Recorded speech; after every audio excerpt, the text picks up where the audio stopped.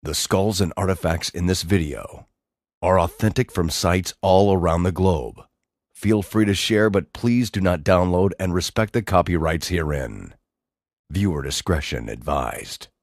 So tell me straight, Rabbi, have any powerful people attempted to bury this knowledge? I tried to figure out where was the disconnect in history. This video is about the Nephilim, a mystery that goes back even further than Babylon. Enjoy the ride. Nephilim were on the earth in those days, and also afterwards, when the sons of God went in to the daughters of men and bore children by them. These were the mighty ones of old, famous warriors of ancient times. In all the 1st, 2nd, and 3rd century, and then even the early Jewish commentators all stood on the same ground with this. Why is there such a disconnect? I researched something interesting. There was a second council in Constantinople from the early Roman Church. This was in 553 Right. AD. They decreed that the teachings of Origen, an early church writer, on the subject of angels to be heresy. This guy here was found in Peru. And here's a little baby one from Peru. Take a look at that right there. Look at the little fingers on that going up that long head. And this, of course, is Siberia, Russia. Enoch. This is where Enoch was rejected. This is where the early church fathers started becoming objective. And if you see something here really interesting, they even go really far with this. They're even saying that men cannot be possessed of demons in any shape, form, or fashion. Look at the size of the mallet on that one from Peru. He almost doesn't look friendly, does he? And this one here is from the sands of Iran. This is one of apparently about 20 from a dig site in Germany. Would you say there's anything at all about that guy there that doesn't look, I don't know, human? This one was found in Bolivia. Hold on to your seats. We're going to go over some unique features on these long heads in just a minute. Also found in Russia, Peru. The sheer mass on the back of some of these is astounding. Here's a child being held. Look at the size of that one in the middle. This may be the largest one in terms of head volume out of Peru. Now we're really starting to leave the it looks human range. This guy here was one of 13 found at a dig site in Mexico. It's a biblical Hebrew text, and you start finding a lot of strange anomalies. You know, you read about giants when Moses sent the spies over into Canaan, and they described this land being filled full of giants. You know, when the spies come back, they said, you know, we're the size of grasshoppers compared to these men. The word Nephilim often gets translated as giants. It is true there have been actual giants in history. This is Robert Wadlow. He's the tallest man ever officially recorded in this modern time period at 8 feet 11 inches. This photograph was taken by Roy Chapman Andrews during an expedition to Mongolia in 1922. The image ran one time in National Geographic magazine. It was never published in the magazine again. Samuel's describing a guy with 6 fingers and toes, and he's not calling it a deformity. Now, you know, I've seen people with kind of a split toe, but it's a deformity. These are 6 working fingers and toes. I actually found an ancient picture from Babylon of a giant with 6 fingers and toes, and the giant is actually holding a lion, and he is so large that the lion is held like I would hold a cat. Like I'm saying, Trey, only if you're reading in the Hebrew are you going to see how deep this goes and how actually clear it is. It is curious where the trail can begin to lead when looking at ancient bloodlines. When talking about the word Nephilim, what we're dealing with is a little bit deeper and darker and larger in scope than giantism, a really tall guy, or your favorite basketball player. The term Nephilim became synonymous with giants because that's what they tended to be. It is by no means limited to that meaning. In fact, the word Nephilim is more of an umbrella term for the hybrid children, creatures of any high strangeness, which are actual flesh and blood, biological products of the B'nai Ha-Elohim, the fallen angels. Well, first, the word Nephilim is actually a plural from the Hebrew word nephal, fallen. And when you say Nephilim, you're basically saying the fallen ones. Genesis chapter 6, verses 1 through 2 says that when men began to increase the number of the earth and daughters were born to them, the sons of God. The term sons of God, or the B'nai Ha-Elohim, can mean angels, fallen angels, or, in the book of Enoch, the watchers. Sons of God saw that the daughters of men were beautiful, and they married any of them that they chose, and had children by them. So at this moment, without going off of any of the physical evidence, and before taking a really deep look at these skulls, or peering into the history, and just using the text alone, in any authentic text, whether you're dealing with actual angels, or you're talking about fallen angels, these are not Hallmark card creatures. These are extremely powerful entities. Angels often get depicted in artwork with wings. Now, the Ark of the Covenant does have two cherubim depicted with wings over the mercy seat. But, key term here, these angels are representing the cherubim at the throne of God in heaven. But I can't find one spot in the entirety of the Greek or Hebrew biblical texts where angels, dimensional beings, B'nai Ha-Elohim, stepping through into this reality, had wings. From the angels at the tomb of Jesus Christ, no wings.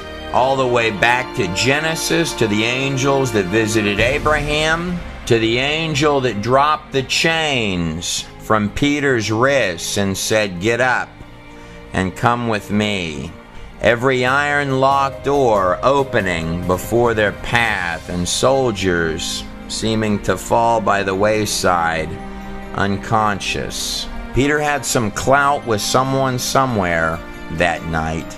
The soldiers that had fallen asleep woke up to be executed the very next day. The truth is, there are wealths of these throughout the text. The helping hand that seems to arrive in extremely particular moments when all hope might otherwise seem lost. Or messengers appearing to announce highly specific events in human history. Events and moments that would change everything. You know, it almost reads like someone sort of guided how all this comes out. One of the most stunning discoveries of the 20th century is that the entirety of the universe is finite. That's actually extremely powerful knowledge. Reality can appear solid, but in truth, it's 99.9% empty space. The base framework of reality itself, at the deepest quantum level, is not made of matter, but of little statistical probabilities appearing wherever they need to appear next. Even the majestic ticking minutes of time itself are quantized at 10 to the negative 43 seconds. And every single three-dimensional particle pixel of this place is not random. In fact, they're 10 to the negative 33 centimeters. The fabric of reality is finite, almost like a pure data live stream, and it's not random. That's extremely powerful knowledge.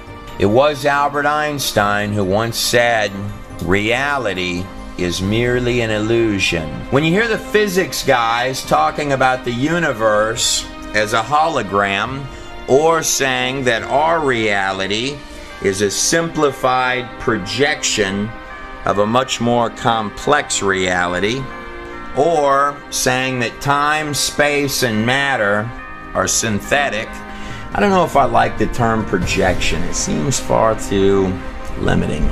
Or mathematicians who might say that the whole place appears to be a product of mathematics, which our mathematics are extremely inadequate to describe. It is true that a created thing can never understand the full scope of who created it. Bottom line, that this place is couched in a much larger spiritual and dimensional reality. These are the words of Paul when writing to the Hebrews. Do not forget to entertain strangers, for some have entertained angels unaware. How can a spiritual being, an angel, or even a whole set of fallen angels give actual birth to its own genetic line of anomalies? How can something spiritual, dimensional, interact with something physical? I'm not sure that the lines are quite that black and white. It was Jude, the half-brother of Jesus Christ. Mind you, this comes right before Jude quotes from Enoch 1:9. Enoch would be the seventh from Adam, the great-grandfather of Noah in the book of Genesis. Genesis 5:24, and Enoch was not, for God took him. God really liked Enoch. And so Jude is saying, even the angels, which kept not their first estate. Angels there is talking about fallen angels. The term kept not their first estate has a dual meaning in that sentence. Not just that they left the heavens, but their physical bodies for earthly flesh and material bodies. Jude continues, but left their own habitation he hath reserved in everlasting chains under darkness unto the judgment of the great day. These are actual fragments from the book of Enoch, found in the caves of Qumran in Israel, dating anywhere between 100 to 400 BC.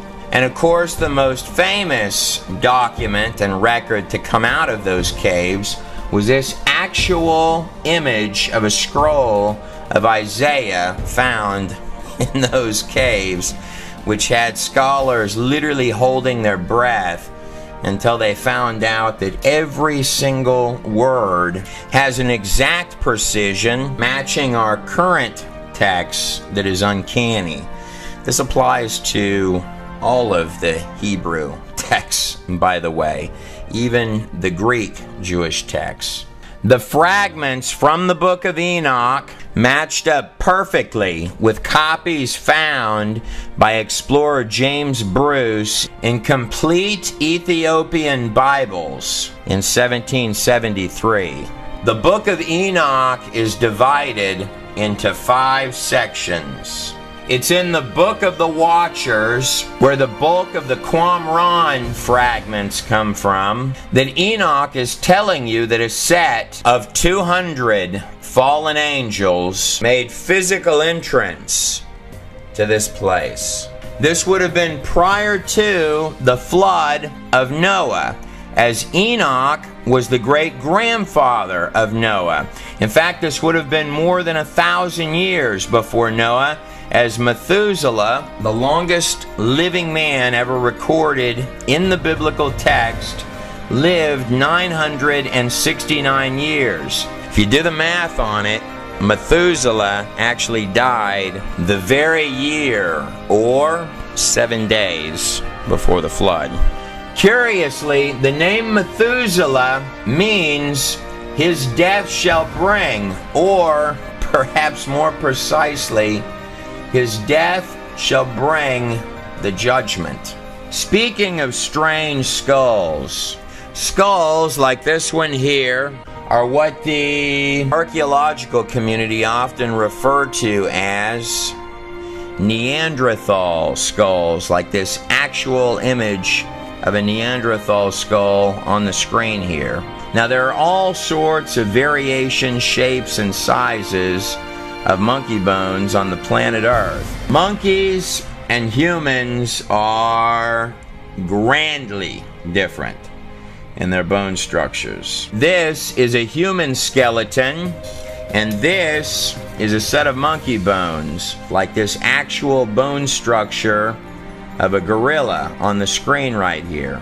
Out of hundreds and hundreds and hundreds of thousands, if not millions, of both human bones and monkey bones, such as the infamous skeletal structure of the small monkey Lucy, seen on the screen here, on the entire face of the whole planet Earth, there are exactly 0 mixtures of half human, half monkey, or monkeys becoming humans. Or the more commonly used terminology, there are no missing links.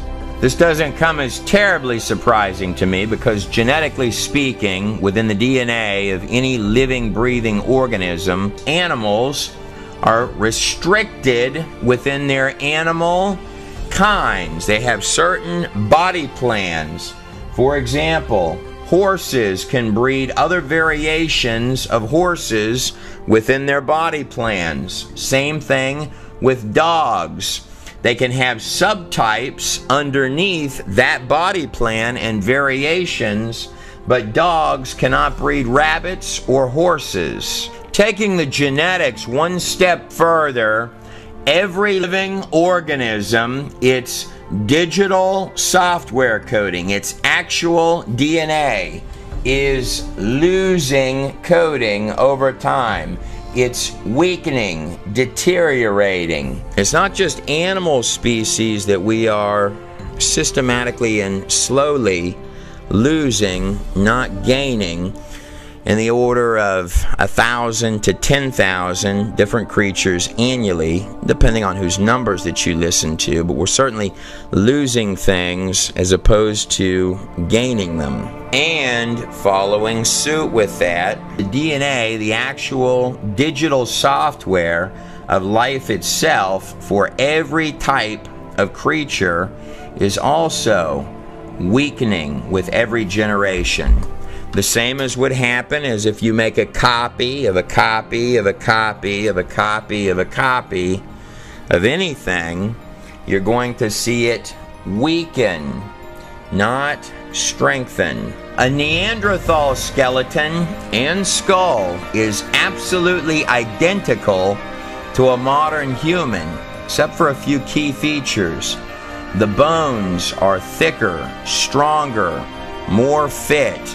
Also, the wisdom teeth down here fit absolutely perfectly. These thick brows can vary in size from skull to skull. And a small detail that a lot of people may not know: the human brow of any individual, this bone right up here, continues to grow just ever so slightly through the entirety of a person's life. You may see on an old man's brow, he's got a very defined brow. So if you were to live 2 or 3 or 4 or 500 years, then that much larger brow that you see indenting up right there is precisely how your skull would look. When we peer back in history to our oldest written texts, we're finding redundant accounts of very long lifespans. In the biblical texts, most absolutely and definitely in the Sumerian kings list, as well as records covering what amounts to little more than settlements following the Great Flood, as is recorded here in the Epic of Gilgamesh, along with the extended lifespans, both before and briefly after the flood. This is the oldest written epic in the entire world. The actual records of King Gilgamesh of Uruk, one of the first kings following the Great Flood. These Neanderthal skulls have varying sizes of large brows. In short, what you're looking at with these Neanderthal skulls is eerily identical to what a human being would look like if they were much more fit than we are today and had lived varying amounts of hundreds and hundreds of years. From a genetic perspective, no one actually knows what causes death or initiates the death process, capping us out at anywhere between 100 and 120 years, almost as if someone flicked a switch off inside the coding. Every single cell in your entire body is programmed to regenerate and renew itself. But when dealing with the topic of the Nephilim, we are by no means talking about elongated years and larger brows, stronger bodies and wisdom teeth that fit perfect like a glove, the extremely long years resting on the large brow of the forehead. Nor are we fiddling around with old monkey bones. The truth, however, is that there are a lot of human-esque bones on this planet which can very easily, even to trained experts, blur the lines between was it human or was it something else. Now, there are a lot of tribes that have done varieties of things to their bodies to achieve a number of different effects, including the binding of the skull to produce this elongated shape on the back of the head. There are some significant differences, however, between even the best of clearly modified skulls, like this skull on the screen here, and skulls that appear significantly larger and much more naturally formed than that, like this actual elongated skull being compared against a bust of either Nefertiti or Akhenaten's daughter, leading many to ask if these tribesmen originally began binding babies' heads in an attempt to copy something that was perhaps a whole lot larger in scope, like this actual skull found in Peru. Some of these are just absolutely massive. And there are hundreds and hundreds of them, wildly massive, including children that already have the features. One of the first red flags that you're dealing with something that is incredibly strange is that the actual head volume of the elongated skull is at least 25% larger in its head volume than a regular human or even an old human skull. These are in fact quite different. But it's not just that they absolutely have to be enormously massive. There's another difference on just the skulls themselves, which is even more puzzling than that. Every human skull on every single human being should have these two plates in the back of the skull that are clearly divided between the two of them by this crease running towards the back of the head. This elongated skull, however, is not like that, with the crease and the two plates in the back. This skull has one long crease, very defined here, a crease coming back this way, and one very large skull cap. Binding a little baby's head should most certainly not change the genetic bone structure. But it's not just elongated heads we're talking about. We're also talking about giants, like this Thailand image holding the enormous sword and the two fangs or tusks coming out of the mouth. Now, I do believe that's a Babylonian Ishtar right there, depicted as a circular disc, which these three gentlemen are bringing before this very large character. Babylon, particularly ancient Babylon, plays perhaps a critical role in all this. Just second down from Babylon would be Egypt. After the Hebrews were in the wilderness during the time of the tabernacle and about to enter the promised land, in Numbers 13:33 it says this, "And there we saw the giants, the Nephilim, the sons of Anak, who were of the giants, and we were in our own sight as grasshoppers before them." Now, there are some tribes where God told the Hebrews, just conquer the people. And then there are other tribes where God specified, wipe them all out. As if there's some type of a gene pool problem, as is in the case of the Canaanites, the Raphites, the Ammonites, all of which are listed as giants. And then you've got other types of tribes, like, for example, the Amalekites. The first part of Amalekite means people. The second part of that, of Amalekite, it's an ancient word in Semitic languages that means vampire-like demon. These Amalekites were not human. And a lot of people believe that this is where the vampire legends came from in Romania. And I'm sure the Israelites well knew this by looking at them. I mean, if the Amalekites are considered a vampire-like demon, you know, I'm sure they probably had the features. Deuteronomy 3:11. Only King Og of Bashan, the giant, was left remaining of the Raphites, the Ammonites, or so the Hebrews believed.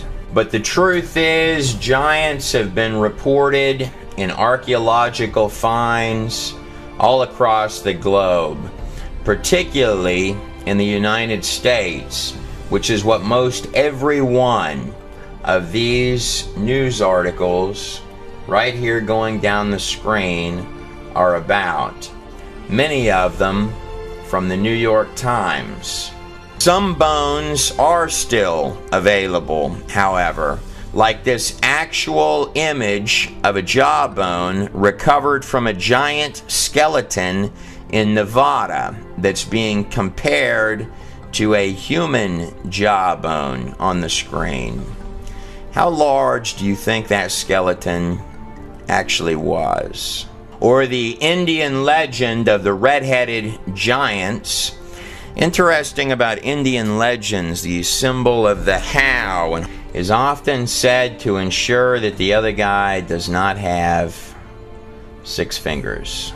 Or the famous serpent mounds in Ohio, where in the 1800s it's reported that skeletons of enormous giants were found around this site that has the shape of an enormous serpent that they mysteriously built, which can only truly be seen well from the air. Following the 1950s and the defeat of Nazi Germany and eugenics, same time period that Americans began pumping out movies about space invaders and men coming from other planets, and deeply religious views of the occult, such as those of Blavatsky, instrumental in the occult beliefs of Adolf Hitler himself, sort of take a sidestep into the shadows.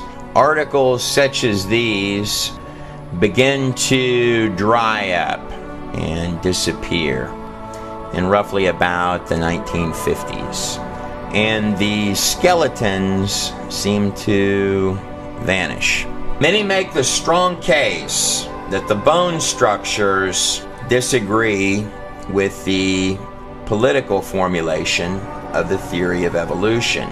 Whereas that may be true, there are others who would argue that it's somewhat deeper than that. Speaking of occult, if I shift my attention over in the direction of ancient Egypt, the place that occasionally had kings with very unusual skulls, like this actual imagery here, done using the skull of King Akhenaten. Here's the skull of the 18th dynasty King Akhenaten without any digital effects on it. This piece of artwork is female, believed by many to be Akhenaten's daughter.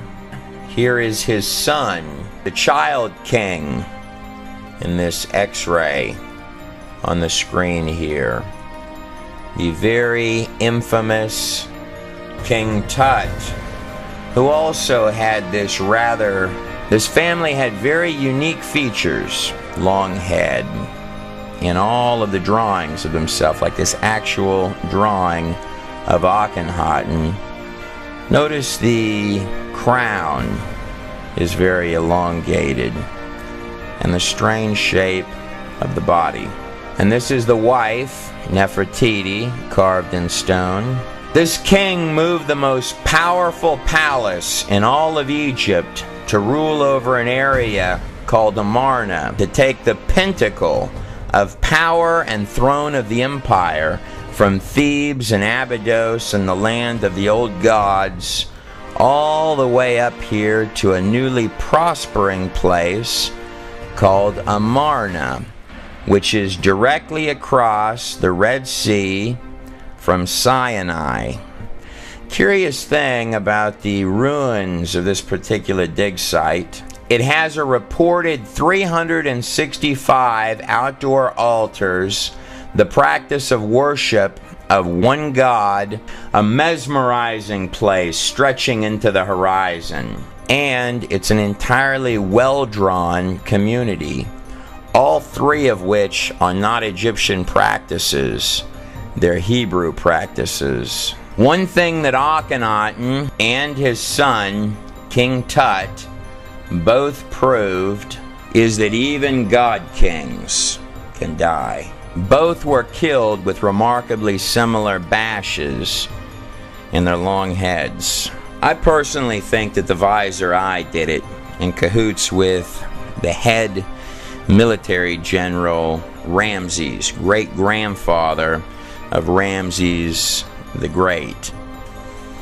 But I wasn't there, and the statute of limitations has run out. Akhenaten, shown here with the serpent coming out of his forehead, and his son Tut, were the final kings of the 18th dynasty, later giving rise to the 19th dynasty king, Ramses the Great. immortalized in this statue here, who many believe was the Pharaoh at the time of the Exodus.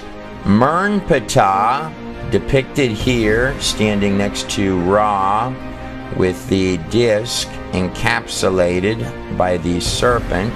Mernptah was the next king to take the throne of Egypt after Ramses. He was also the 13th son of Ramses the Great. On his victory stele, depicted right here, makes a strange statement. The people of Israel is laid waste. Their crops are not. I have no idea what that means. Just because your dad, Ramses, hands you an empire, missing at least half of its army and all of its slaves, you can't go getting all bent out of shape about that. But if I am to hop way backwards in time, that 200 fallen angels recorded as having come in prior to the flood, which is really what's being referred to when you hear terms like mystery religion. Notice the star inside of the golden jewel-covered crescent. Covered in the book of Enoch, alluded to in the book of Genesis, as well as many parts of both the Old and New Testament, as well as ancient texts and hieroglyphs that we'll look at, and writings all across the ancient world, being recorded in large scale prior to the flood, and then in a smaller trickle of a scale following the flood. There are at least 277 flood stories from cultures stretching every conceivable part of the globe. Some of them bringing you right to the front doorstep of that flood, like the Epic of Gilgamesh from 2700 to 2900 BC. Every mountain range on Earth contains fish fossils, marine life, and even seashells found on top of Mount Everest in the Himalayas, extending to include mass beached whale graveyards, turning up in the middle of deserts, like this classic example here of the mass whale graveyard in Chile, the most arid desert in the world. And here's another whale dig site from the other side of the globe in the sands of Egypt. Look at the size of that whale buried in that desert there. Plant and animals are found buried and fossilized in every single layer and strata of the top layers of the earth. Creatures of every possible kind of animal that we see every day are found mixed in underneath the earth, along with mammoth-sized creatures which don't seem to be around anymore. And these animals of every genre and flavor are often found in mass graveyards, like this actual dinosaur graveyard seen on the screen here, as if the animals were herding, and whatever happened fast, hit all at once, and was unexpected. Strangely, when dealing with strata, it is sifted by sediments exactly as one would expect if there were a lot of water pumping around on the surface of the ground. One of the enormous challenges of dating anything is that you have to know what the pre-existing conditions were. For example, this dragonfly fossilized on the screen here has a 2.5 foot long wingspan. Dragonflies take in perfectly the amount of oxygen that they need to fly. If one were to assume that atmospheric conditions, oxygen levels and carbon levels in the past were like this, when they were actually way up here like this, that would indeed pump out numbers that were very large all across the board. This dragonfly on the screen could not lift up off the ground and fly today. We find extremely high oxygen levels in little bitty air bubbles trapped in ancient tree sap, even buried in common things that we might not think about. Look at the size of this modern day elephant in comparison to this giant animal here, Bronchiosaurus. Much of this stuff requires an entirely different and much more lush environment. This elephant is about the size in girth as the base of the neck of this animal. Bronchiosaurus would have a terribly difficult time lifting its body today. And that is but one tiny example of an Everest-sized mountain of thousands.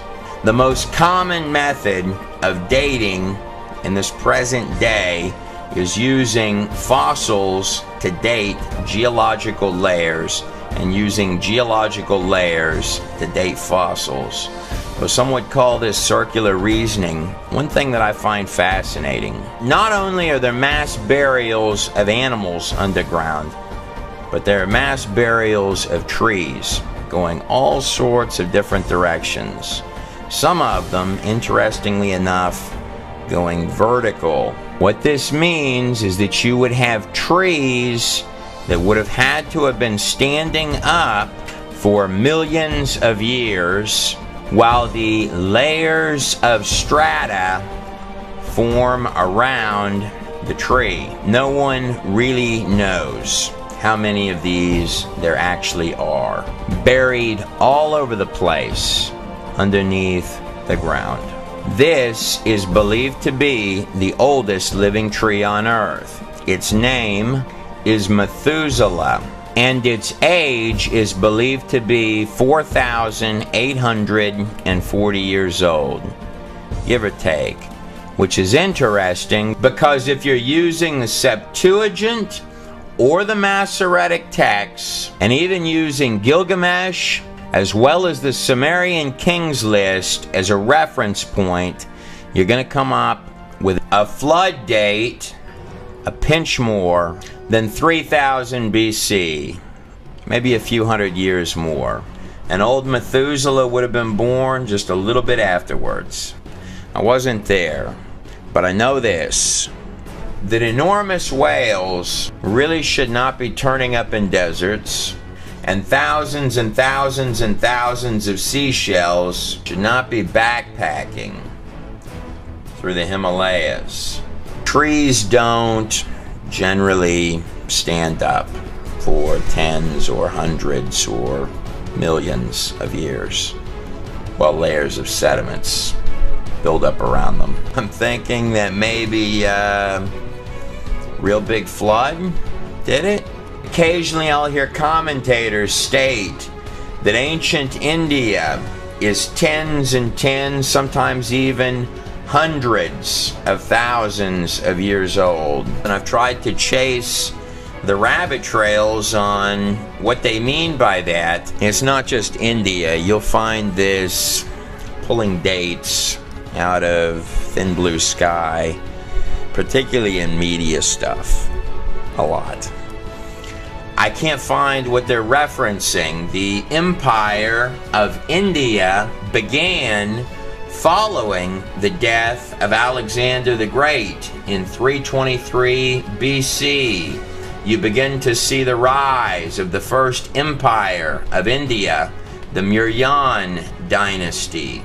Going back even further into the Far East, the rise of the first dynasty of ancient China, the Jia dynasty, its inception at 2000 BC, bringing us full circle to our first empires, which would rise right down here in Mesopotamia, where Babylon would become, and the ancient city of ancient Uruk, where Gilgamesh ruled.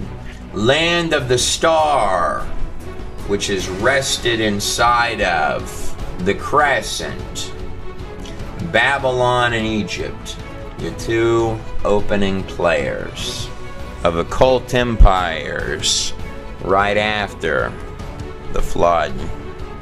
And then dropping down right over here, following alongside the Nile riverbanks, where Egypt would become, and where step pyramids and the first attempts at actual pyramids would begin to rise. Under Djoser in the 3rd dynasty of Egypt, about 2600 BC.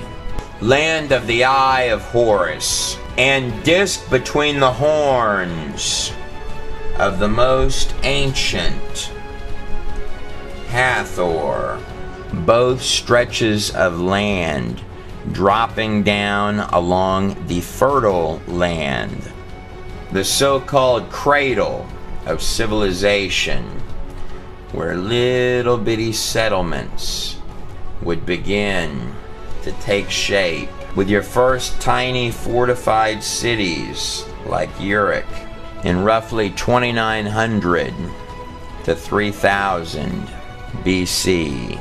Coincidentally, both newly developing locations dropping down from right up here in the same area where the boat that saved all mankind is said to have landed.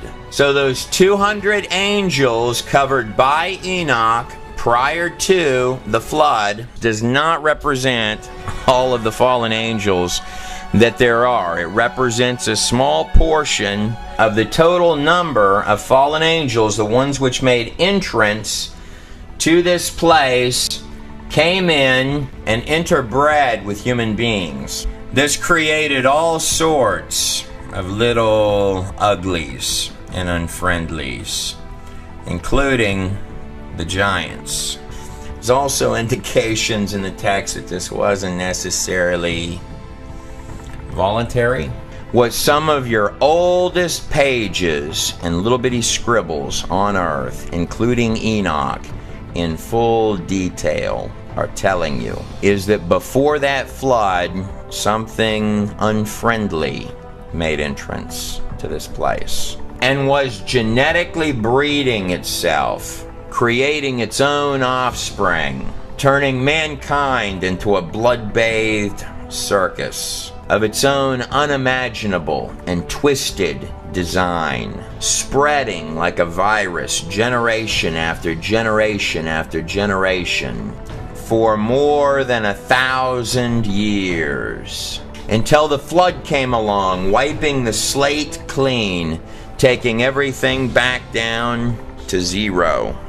But then afterwards, another little bitty door opened, and perhaps what was in the past might slowly creep its way back in for a final show. It's my extremely strong opinion that the bulk of the hundreds of truly strange bones and enormous skulls, unlike man, in this video came after the ancient flood. Nephilim were on the earth in those days and also afterward. Genesis 6:4. Breeding generations. Look at the scope of the size of this child's head. And then breeding even more generations. The size of the eye sockets are enormous. Moving up this large skull. And then dropping down to breed some more generations. And here's another little baby one. And then breeding even more than that. And look at the eye sockets in comparison to the size of the skull atop that tiny skeleton. Enoch 7:3. And when men could no longer sustain them, the giants turned against them and began to devour mankind. It really is absolutely astounding. It's almost impossible to believe that what you're looking at really is real.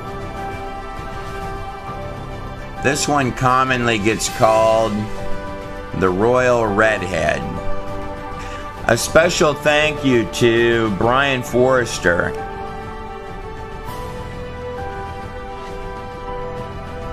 as well as his team in Paracas, Peru, for making the footage as well as the elongated skulls seen in this video available. That is one strange head. Enoch continues, and they began to sin against the birds and the beasts and the reptiles and the fish. I have absolutely no idea exactly what that means, but it doesn't sound good. And to devour one another's flesh and drink the very blood. It is curious that whether in a biological or a spiritual sense that is equally as deep, if not deeper, than even the mysterious thing that we call consciousness, which seems in a very real way to plug us in to reality at all. There's always something uniquely special about the blood. It is an interesting verse that we've all heard in Leviticus 17:14. You've heard it a million times. The life of all flesh is in the blood. The real word is actually saying the ruach of every sort of flesh is in the blood. It's saying the spirit of the flesh is in its blood, not the life. That has been not a poor translation, but a mistranslation. It is important to note that after death, the blood is no longer usable, as if it's lost something. Every living organism on this planet is constructed of three-dimensional digital coding, like zip files, pure data, zero junk code in every single strand. Tit for tat, line for line, which opens up click by click by click to become a living biological organism. All of it fitting together like a perfect glove. And deeper inside the genome, the framework of pure biological software and precision operating system, file folders containing actual body plans, digital instructions, coordinating every strand, every cell, every little bitty part, pulling the molecular fabric of every piece together to create a biological masterpiece, literally written, birthed into reality itself from scratch, and seemingly plugged in to neurologically and consciously control every single system of the entire biological masterpiece. It's not just consciousness, the intangible controlling the tangible, which is a paradox. The living blueprint for what you call you is alive in every single drop of your blood. One could quite easily come to believe that there's something a lot larger in scope going on here. It does say in Genesis 1:26 that God Himself created mankind in His own image and likeness. It's a powerful statement. When you're dealing with the ancient past, or things which may even boggle the minds of trained physicians, let no detail, no matter how seemingly trite, slip through the fingertips. To truly understand Babylon and the time periods lasting to this modern age, the more recent past from which these skulls likely come, one could easily make an extremely strong case that we are merely infants running loose in very short-term little bodies, biological machines, through which we peer out consciously into this thing that we call the material world, built and constructed right out of thin air by digital coding, light years more sophisticated in each and every single strand than all of the computer software made by man combined all the way back to the very first computer. What the pages of Enoch are saying, as well as the Hebrew texts and cultures all across this globe, is that something has tried to plug itself in and insert itself into all of that. Enoch is not just talking about a set of very dark, fallen beings and producing their own hybrid children. It goes a lot deeper than that. What he's telling you is that these fallen angels, which produced the Nephilim, neither completely angel or completely human, but something in between. So what he's literally saying is when they die, their souls come out from the race of giants that came from this union, gave way to a brood of evil spirits. And those are the foul spirits of the earth, the demons. The Nephilim die, they become or get added to the number of demons. Beings which later cultures would call the underworld gods, the shadow creatures from all of the ages of history.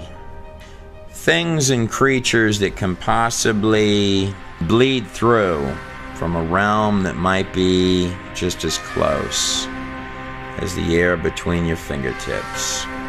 Now, it is always eggs and semen that things like this are after, right? Or be summoned. Notice the little baby down there in the image. There's a big part of me that thinks that that thing there might not ultimately want to be friends. Almost like whatever it is, it's close enough it can see you. Enoch used the term the Watchers. But in terms of evil, the deeper, darker, more twisted and macabre, the better. And the higher the place of the carnage. These aren't fallen angels. If he casts them out, the fallen angels can go. They can go to the high places. But these aren't fallen angels. These are demons. These are Raphaim. These are dead Nephilim. Don't forget that I brought up the high places. Sure is a lot of red way up there in this drawing. The more vicious and brutal, the more bloody yet venomous, terrifying and precise. The ceremony as if intoxicating things that dwell in the darkness. One of the most respected names in the field of ufology, his opinion shared by notable others such as J. Allen Hynek, was none other than Dr. Jacques Vallée.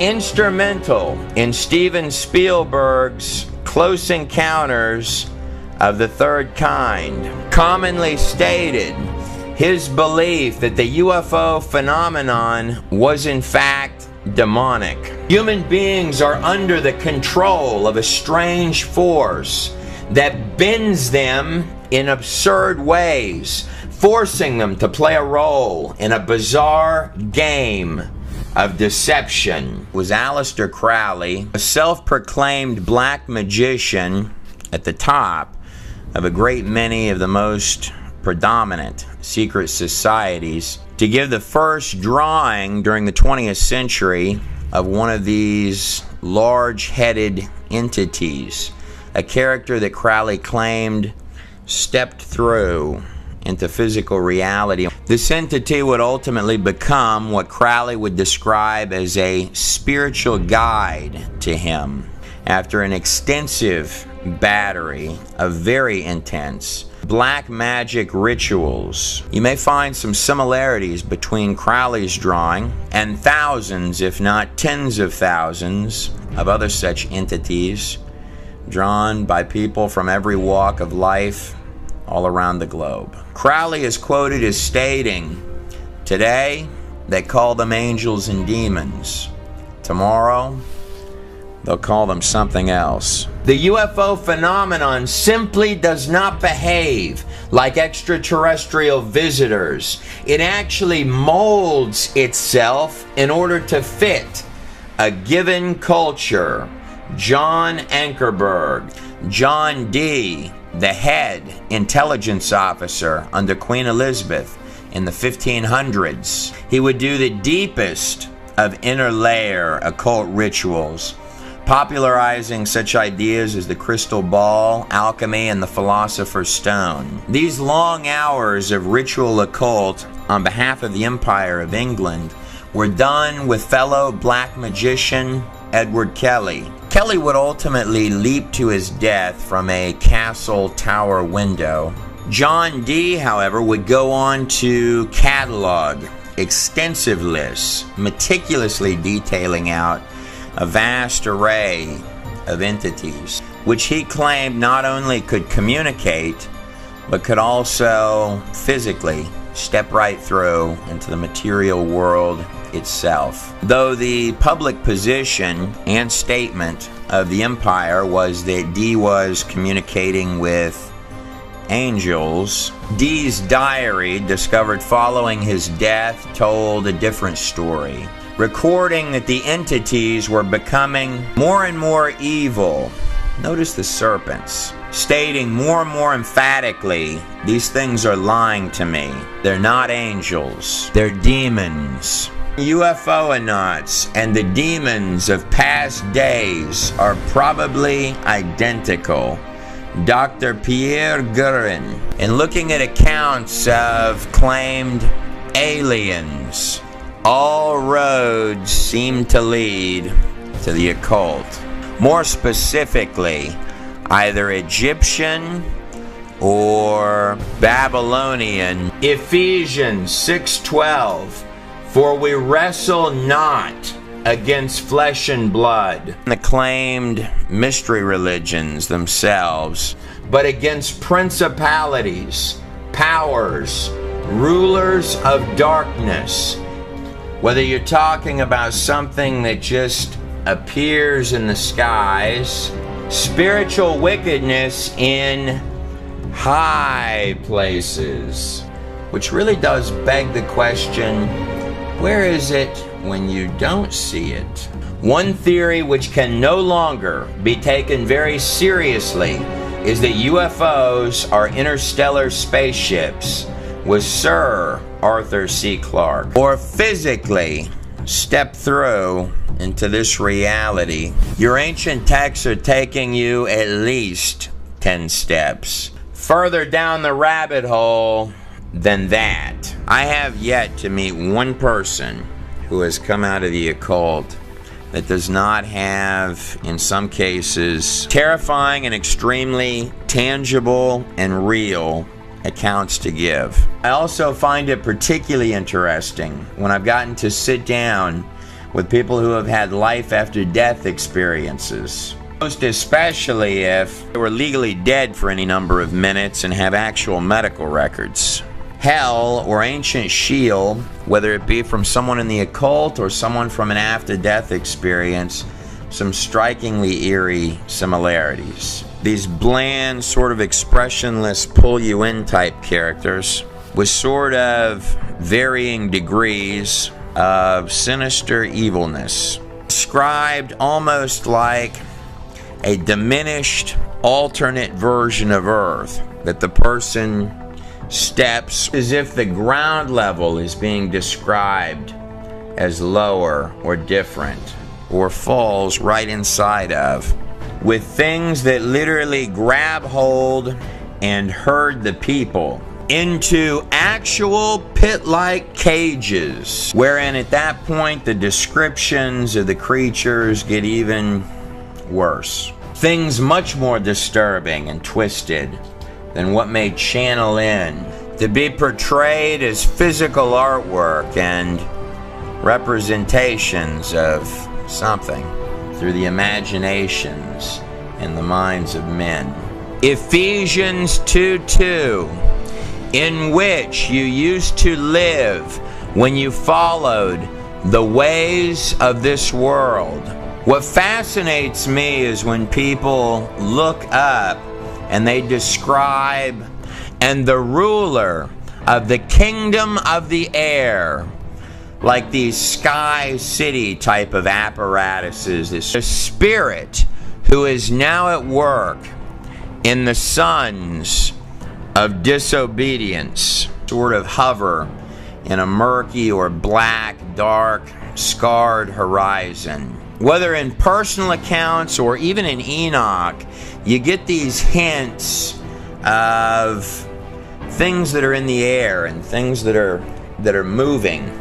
But diving below, where the people are quickly snatched and drugged to the side by the apparent welcoming teams, they'll talk about a lot of serpents ranging from enormous creatures to these more or less human-sized things, often with man-like or human-like features, similar to the wisdom serpents or serpent gods found in every single major ancient culture with uncanny similarities. Look at that big old serpent crawling inside of the crescent-shaped moon between the two Babylonian Ishtar stars. I do believe you're going to find the serpents like the one these three fine fellas are praying to in nearly every belief and religion on earth. The serpents, no matter what size or shape they're described as, just like any of the other characters within the place, always have this ancient old one, yet vicious and precise, kind of highly intelligent twist. It's also noteworthy to point out the similarities historically of bones or warped protrusion like horns. This is in this recreation of Egyptian artwork. Notice the extra set of horns on top is empty, whereas in this rendering, between the horns, you've got this little disc resting on top. An environment described at the core of its beating heart, decrepit almost with this vibe of mechanical madness combined with living dead organism of tentacles and fangs. What some might have been calling the second heaven, the said diminished realm well beneath heaven, and decrepit much more than the earth, littered with sophisticated type things in its skies, where the fallen angel, Lucifer himself, is said to rule for a short span. Almost like hitting the show code key, the virus side of reality, and cavernous needing a breath and a drop of water flames. Probably the most terrifying part of all of it is that the things there wanted you there, in their clutches for some reason. It's a prison that collects things that no one will ever come to help. I'm not going to physically or personally go in to check any of that out. I'm willing to take other people's word for it. Was Jesus Christ who described heaven as a place full of many mansions, and likened hell to this actual place here, Gehenna, outside of Jerusalem, where the trash was burned. He was giving this analogy to common men, to sheep herders, couched in a way that they could understand it. As if the human body itself is nothing more than a shell, a vessel, a confining temporal instrument, binding one to a specific location in both time and space. Of those who have tried to describe heaven, though there are so many, from every possible age range, background, and culture, Enoch's pre-flood account is extremely precise. People commonly talk about this unusual event called the rapture in the Bible. There are technically 7 of them, by my count. Enoch is the first one on that list, and he is the 7th from Adam. Wonder if that has a meaning. He stumbles for words at least a dozen times in his document, stating to you, I wish I could describe what I'm looking at. And then afterwards, talking about this place as if it doesn't even feel real anymore.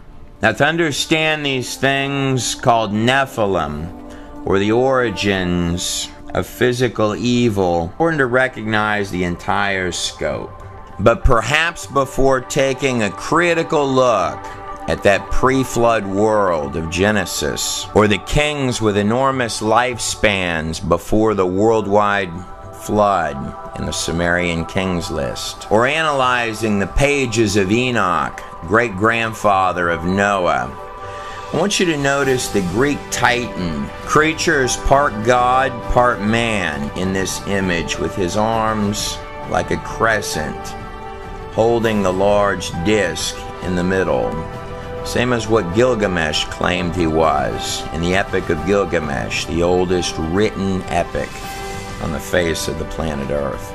The Titans, the sons of Saturn, or sons of Satan. And this isn't just Babylon or ancient Samaria, the place of the Anunnaki, the biblical sons of Anak.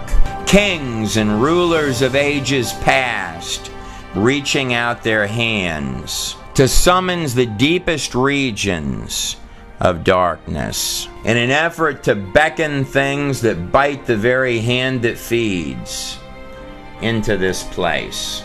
The sacrifice of little children, deeply seated, derangement, shedding of innocent blood to Moloch or Baal, working darkness into a frenzy, playing the drums louder to drown out the screams, almost like a virus, reaching out to grab its own desires through an extremely naive host. To mass ritualistic human sacrifice, notice up here above that the serpent is waiting. It's almost as if the idea is that they're feeding something, that the moment his eyes roll closed, that there's something on the other side waiting for him to come through. Notice how the serpent is used as encapsulation, as if to define ownership. It says something really fascinating in Genesis 3:15, right after the eating of the fruit and the serpent in the garden. It says, I will put enmity between you, the serpent, and the woman. The serpent is coming out from the forehead, the place where the third eye, or the mind's eye, would be placed. The eye of Horus, or the all-seeing eye, floating mysteriously above the pyramid of bricks built by men. As a side note, it is curious how strikingly similar the eye of Horus looks in comparison to a human pineal gland inside the brain. And dimensionally peering into this world through the glass darkly. And of course the Inca, with the symbol of this little bitty owl sort of peering through. And between your offspring, the seed of the serpent, and her offspring. He shall bruise your head, and you shall bruise his heel. Now take a good look at these symbols that look like little horns with a circle inside them on top of the head of these two serpents. Here's an enormous version of the same symbol.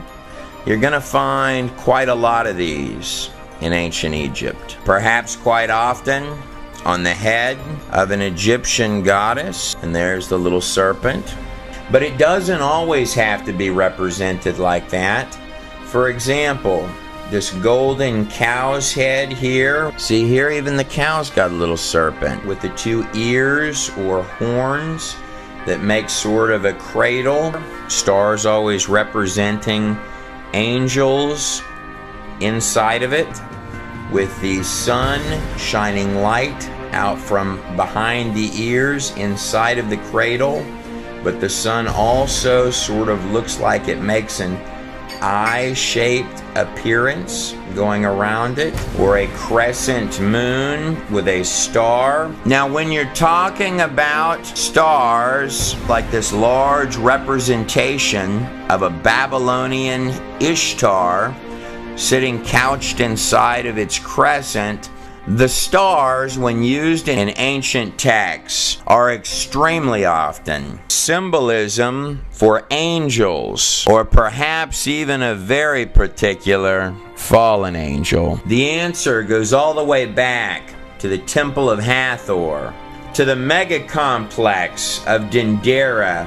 Hathor goes all the way back to King Narmer himself in Dynasty 0. That's King Narmer right there from the Narmer palette found in the Temple of Horus. Notice up here the long crown on the head of the king, and at the top of the palette of the first king of Egypt, the first symbol of the face of Hathor. A literal temple for storing the history all the way back to the inception of ancient Egypt itself, with the symbol of Hathor crowned atop the serpent's heads. The Egyptians believed that the kingship of all Egypt started with one named Osiris, a dead man who would be brought back to life by Isis. Osiris would be infilled and reanimated by the spirit of an underworld god. Notice the wings on the goddess. And then up over here, the little horns with the disc in the center. The flesh of the reanimated Osiris is generally a murky bluish green. This union of a resurrected dead man and a winged creature would give birth to what they called Horus. Notice the disc in this image no longer is encapsulated with horns, but instead is simply wrapped with a serpent. This shape is not two horns. It's the shape of a woman's womb, which is why it's on the head of a fertility goddess. And the solar disk, or sun disk, in the center is just like the star was for the Babylonians. And the sun in their hieroglyphs is owned by the serpent, the symbol for the ruler of the air. Inside the crescent, the birth canal, or the moon being represented in the feminine, in which the sun symbolically has rested inside of, and producing Horus, the new little eye that is peering through and watching. Notice down here the serpent, again with the little disc on its head.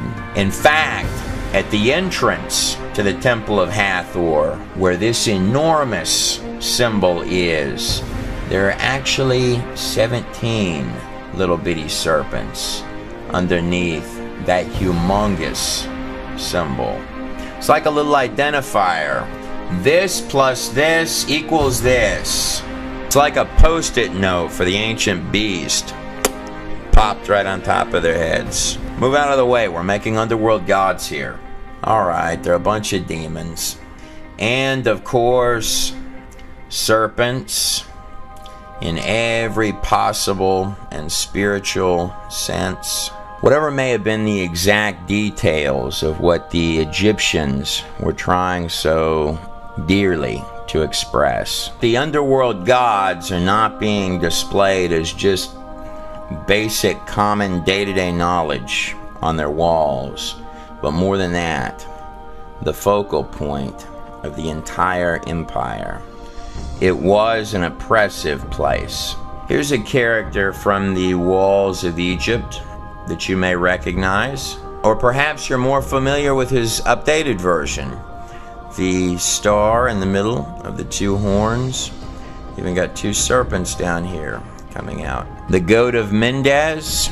This text is from the Egyptians' most treasured document, the Book of the Dead, chapter 175, where Atum, who would later combine with Atum Ra, herein listed as the High Supreme God, states this: "Then I will be what will remain, just I and Assur, when I will have changed myself back into the old serpent, who knew no man and saw no God." The pain, poverty, and hardship of common people does seem to follow that star. Cambodia, you have the Naga serpent kings. In Hindu, Vishnu sleeps in the cosmos, Nirvana, with the serpents. Perhaps King Solomon was right. There's nothing new under the sun. Most all ancient cultures, particularly Babylon and ancient Egypt, believed that their gods, which could be physically summoned to manifest, were in the underworld. When you hear Luciferians and occultists throughout every age talking about the ability to summons little spookies, things that most certainly do not have your best interest at heart, or entities, very tangible things. Not only does it hate you, it wishes that it could be you. It's my extremely strong opinion that they are not making that up. This was believed to be a dimension running parallel, side by side with the earth, and equally as real. A place full of hate, anger, bondage, terror, total lack and despair. A place where mankind is herded up and cast to the fangs of a vast array of frightening things. But in the very halls of pentacles of power throughout the ages of earth, men from nearly every age of empire, both great to small, in pursuit of mankind's age-old hang-ups, lust, greed, power, or the really big one that goes all the way back to the serpent in the garden itself.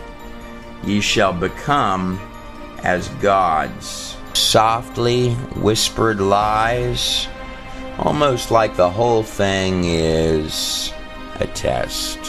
Trinkets in exchange for everything. Now, if we go back just a pinch before the first step pyramid in Egypt under Djoser, and I hop back over here to the land of Samaria, later Babylon, to the little tiny settlement of Uruk, called by many the oldest city in the world, and by some the rising New York City of the ancient world. It's just outside ancient Uruk, where Nimrod, the first king, the one recorded as having been in defiance to the Lord God, one of the great grandsons of Noah, drawn here, deified in this 4,000-year-old recreation of an artifact and artwork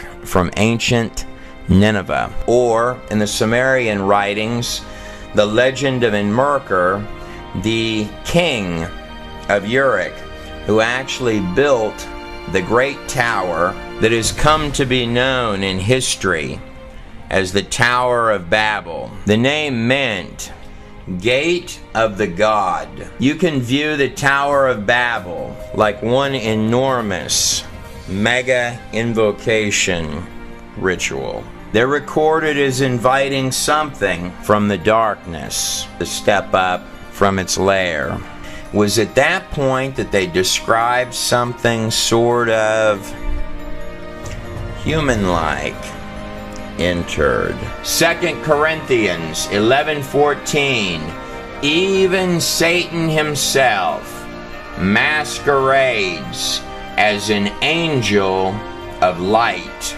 The Sumerians called it the Enki, as seen on this actual inscription. He's making entrance through this little doorway with these lines around it, surrounded by these two characters with heads that look something like this. And the Enki was called the Lord of Earth, the giver of knowledge, or the morning star. Sometimes the word Abzu, or the symbolism, like these little wiggly lines here, gets translated as waters. It's not quite correct. The word Abzu means abyss, which is where the Enki, being summoned here, is coming forth out of.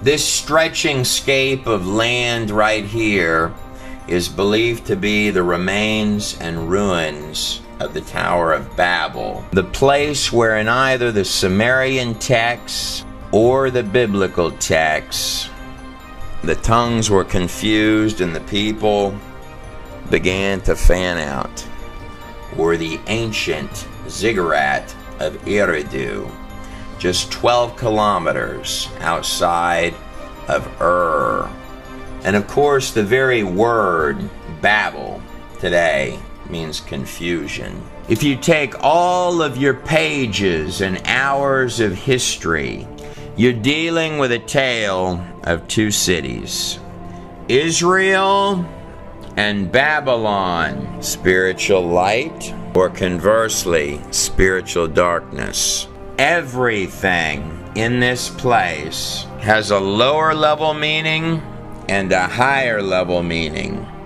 After the Hebrews left Egypt, the land of Osiris, Ra, the eye of Horus, and entered Sinai following the plagues of Egypt and the parting of the Red Sea, the Ark of the Covenant and the mercy seat between the wings of the two archangels, placing the Ark inside the Holy of Holies at the very center of the temple, where the high priest would go in once a year, and he would sprinkle the blood of atonement on the mercy seat of the Ark of the Covenant. Speaking of power in the blood, understand, Trey, Moses wrote this 2,000 years before Yeshua was born, before Jesus was born and crucified.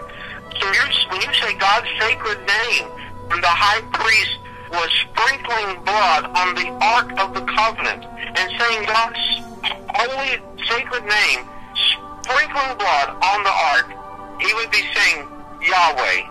Yod Hey Vav Hey. And the word picture is behold the hand, behold the nail. Once a year, in the center of the tabernacle, in the heart, that's the unspeakable name of God, by the way. In the Holy of Holies, while putting the blood on the Ark of the Covenant, the high priest, sprinkling the blood once a year, would be saying, behold the hand, behold the nail.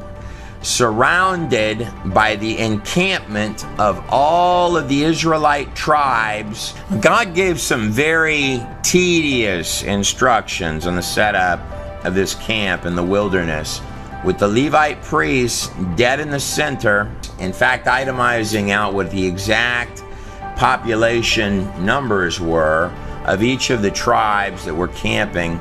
Sometimes the most curious things are buried right in plain sight. I saved some time for you. This is what exactly that camp would have looked like. Does the shape of that precisely calculated out layout look familiar? This image here is precisely what the shape of the Israelite camp would have looked like.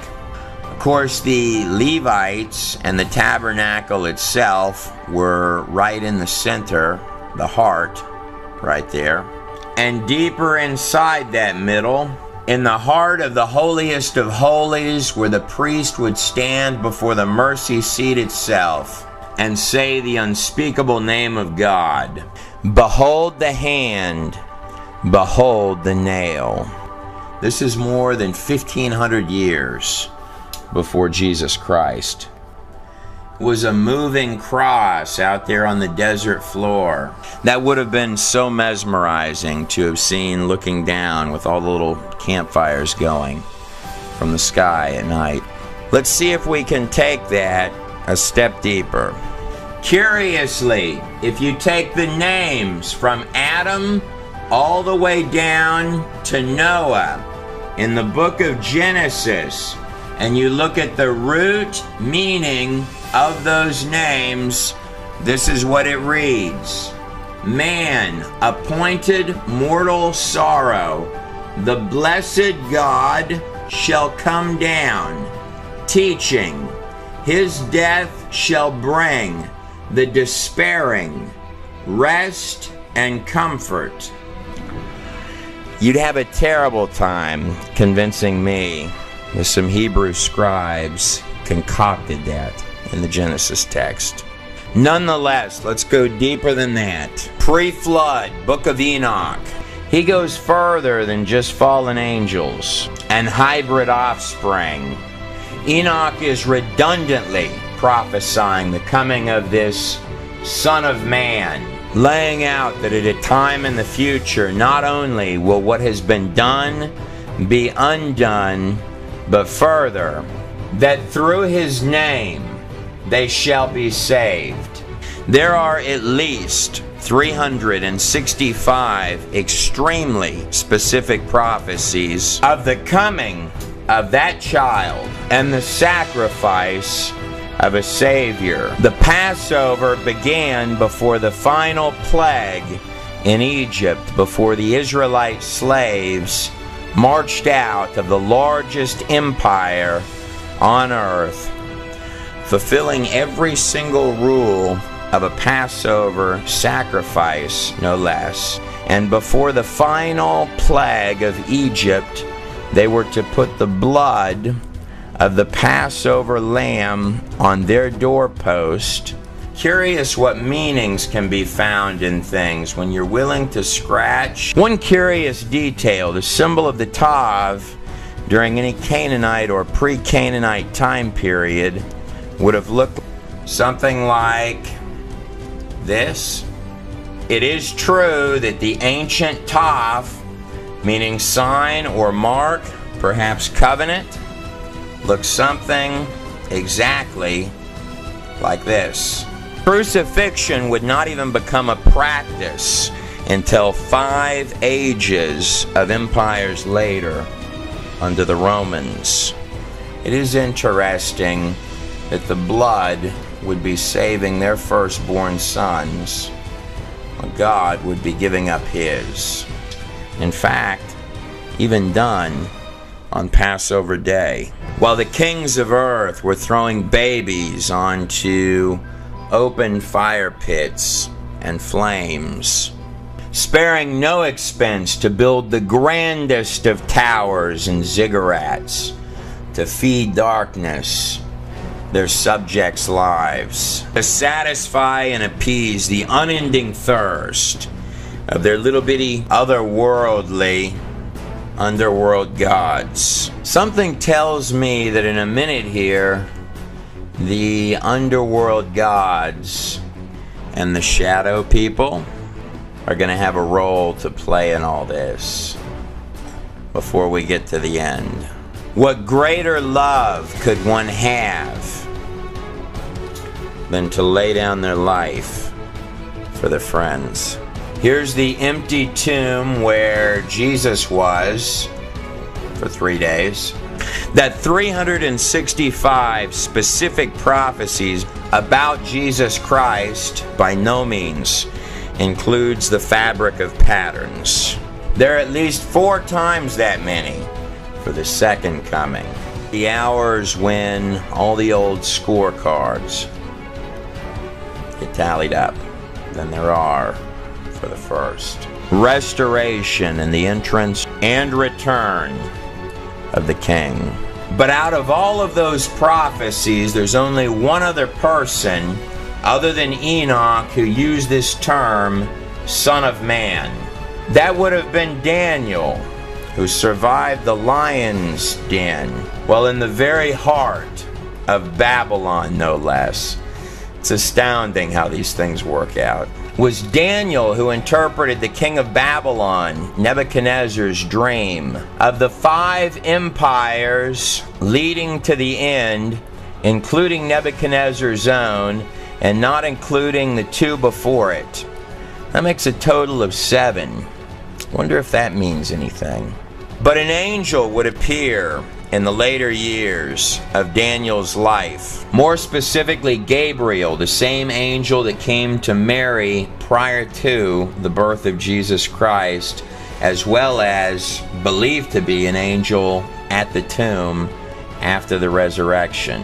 And not only give him a tit-for-tat, sentence-by-sentence, line-for-line walkthrough of coming history, and we know that none of that precision was done after the fact, because the Septuagint, which included Daniel, was put together under Ptolemy during the 3rd century BC, as is seen in Daniel 11, beginning with the kings of the north and the kings of the south, the Seleucid and Ptolemaic empires, predicting even the unlikely rise of the little-known underdog, which would later come to be known as the Empire of Rome. Those are some really impressive guesses, but by far the most impressive of the entire bunch is that Daniel would predict the exact day and date that Jesus Christ would enter the front gate of Jerusalem on the back of a donkey, fulfilling Zechariah 9:9, that the people rejoice as the king cometh on the back of a foal donkey. This would be the 10th of Nisan, or more precisely, April 6th, 32 AD. 4 days before the crucifixion. Daniel is giving you the exact starting point. Daniel 9:25 states, "Know and understand this, from the time that the word goes out to restore and rebuild Jerusalem until the Anointed One, the King, comes."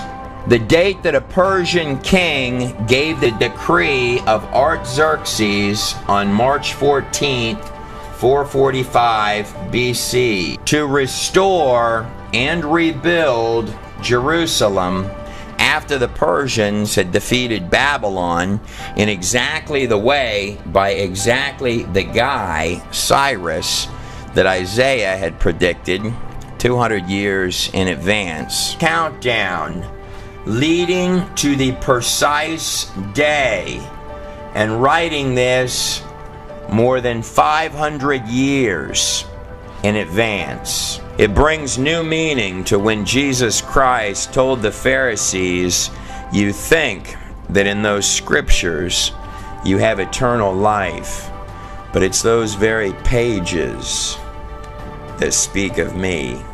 Because of the mass reports of healings and blind eyes open on many occasions, the masses had wanted to make him king, but he never allowed them to praise him and declare him out as king until one very particular day that Daniel had given the math for more than 500 years in advance. Arriving at the front gate of Jerusalem, the religious leaders, the Pharisees, told Jesus, "You have to shut these people up. This is heresy." Jesus replied to the Pharisees, "If I were to silence these people, indeed I tell you, even the rocks of this place would cry out."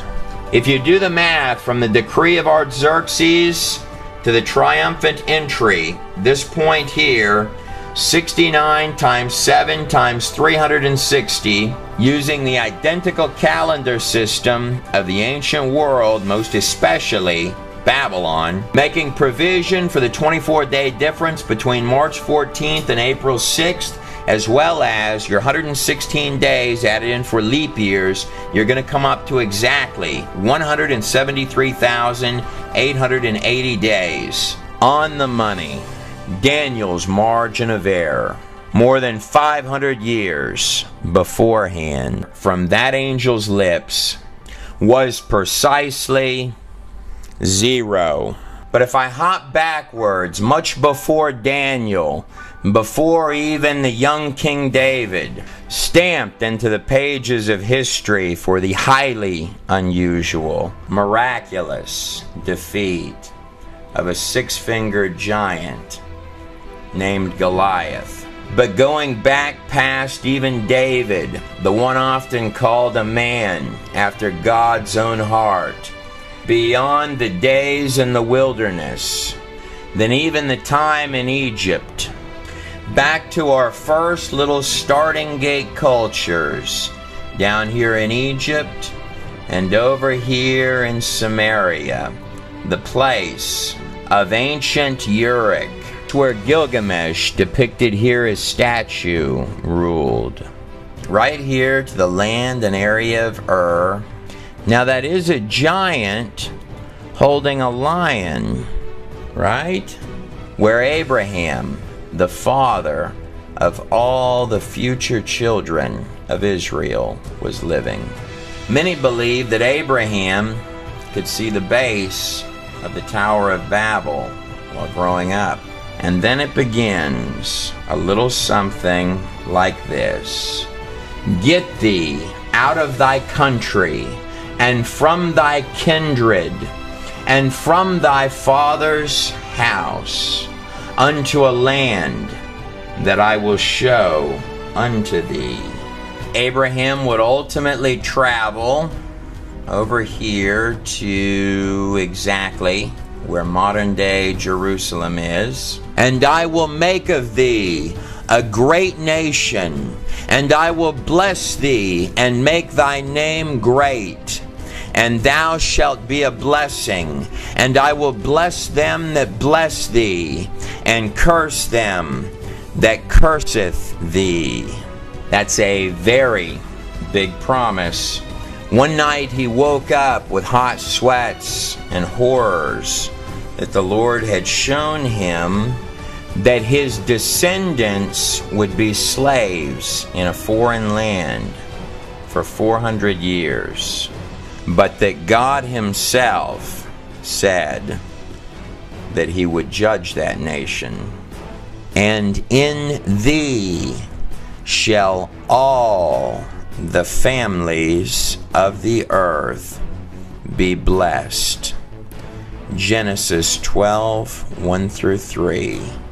What those pages are telling you is that the Hebrews, Israel, was the delivery system for the Savior of all mankind, leading full circle to the most well-known passage in the whole masquerade of particles that makes up the planet Earth.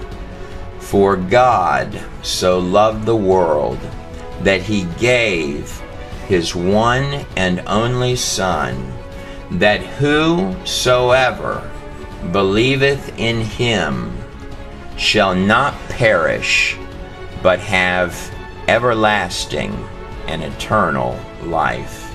And every single possible thing, short of the kitchen sink, tried to stand in the way of that. What those pages are saying, all of them, is that you, no matter who you are on the other side of the screen, were born above even the angels. Someone asked me the other day how I truly thought that the entire universe was held together. I was stumped by the question. Here's my answer. It's love. Totally undeserved love. Never listen to snakes, because they're snakes. You were born to be free in every possible sense, in both this life and the next. It's my extremely strong opinion that the shadow people are not your friends. Go on your own journey to ask these very same questions. Your life is worth that. Oh, before I forget, Jesus did say another thing to his disciples. In Matthew 24, it says, "So it was in the days of Noah, so also shall it be in the day of the return of the Son of Man." One can only wonder what exactly that might mean. It is true that the grand finale of any fireworks show is always at the end. I'm Trey Smith, and I hope you enjoyed the video. Here's some fireworks for you, of the friendly kind. Look at how that skull actually does have an enormous skull cap on the back, that it is genetically different in its bone structure than a human skull. It's not just that the head is longer, it's actually got a different structure. Coming this winter, soon, or maybe even available now, depending on when you're watching this video. All the Nephilim video you just watched on DVD in high quality, with over 45 minutes of extra commentary with Trey Smith on Nephilim, aliens, demons, and the coming future. A DVD you won't want to miss. We are not responsible for any Nephilim which may have been injured in the making of this video. Special thanks to Michael Donner as well as Trevor Demir for the music that you heard composed in this video, as well as Brian Forrester for providing the video footage of the elongated skulls that you saw inside the Nephilim video, as well as to Rabbi Brian Hall, who provided much more information than was possibly covered in the few clips where he was talking, as well as Rick Hummer. And also the largest dedication of the entire video to my Lord and Savior, Jesus Christ, without whom this video would not have been possible at all, had I not been able to hit my knees every single morning and talk to him before I started doing any one of these clips. You just watched The Nephilim by the God in a Nutshell Project. Stay tuned. I've got a few more things tucked into the back of the video for you. Click the subscribe button. It's found right down here on your YouTube screen. There's a lot more to come.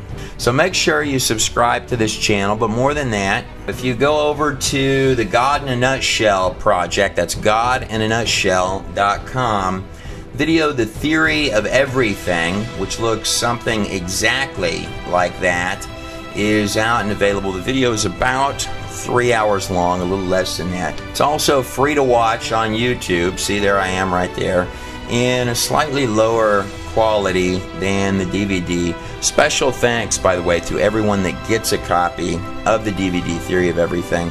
You can find out more about that DVD that's on the screen right there at godinanutshell.com, and also the coming release of the Nephilim video that you just watched with some extended content inside the video, as well as some other videos that we've got on the burner to kick out here in the shortly coming future. Also, if you're someone who enjoys to write or blog or post news articles online, come over to godinanutshell.com. We're looking for writers and bloggers, so come on over to the website and post a submission to become a writer on godinanutshell.com. And I am the author of Thieves, One Dirty TV Pastor and the Man Who Robbed Him. This is a true story. In 1999, when I was a stupid kid, I committed a safe robbery on a television pastor named Mike Murdoch. This is an article done by D Magazine about the book. That's me down there running from Mike Murdoch with the safe on my back. This is Mike with his standard goatee up there coming through there. To me, it all sort of feels like it happened in a different life at this point through the television screen. He looks a little bit angry in that picture there. But if you're curious what could happen to a man's mind that would drive him to commit a safe robbery on a television pastor and then end up in the desert of Mexico, you're in luck. Here's some clips. Thieves by Trey Smith. Amazon, Barnes & Noble, anywhere books are sold. I've been on radio and TV for 20 years. And Trey, first, as far as the book itself, I'll give you an example. My producer, Will Duffy, his wife, Danielle, was in the hospital to give birth.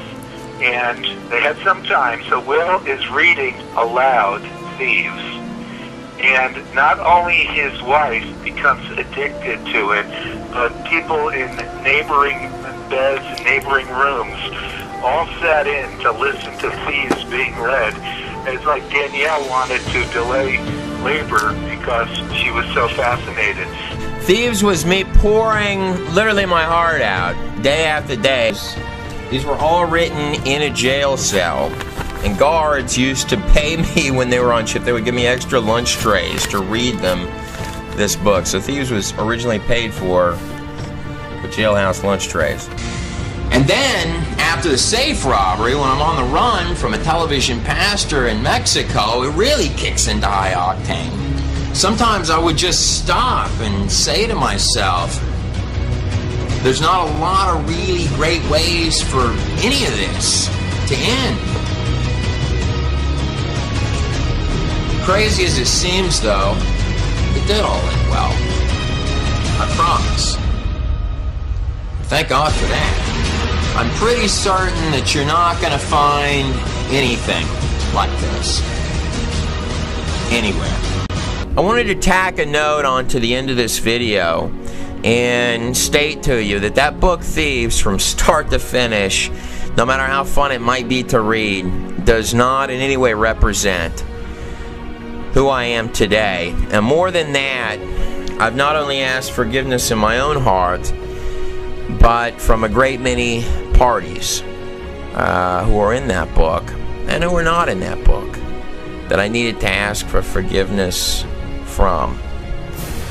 More than that, I'd like to give a special thank you to ministries, men and women of faith, churches, and organizations all across this United States, because they are not represented. The hearts of the people are not represented by the few that are just take, take, take, take, take. I have seen so many, both great and small ministries, who no matter who they are, they would give you the last shirt off of their back.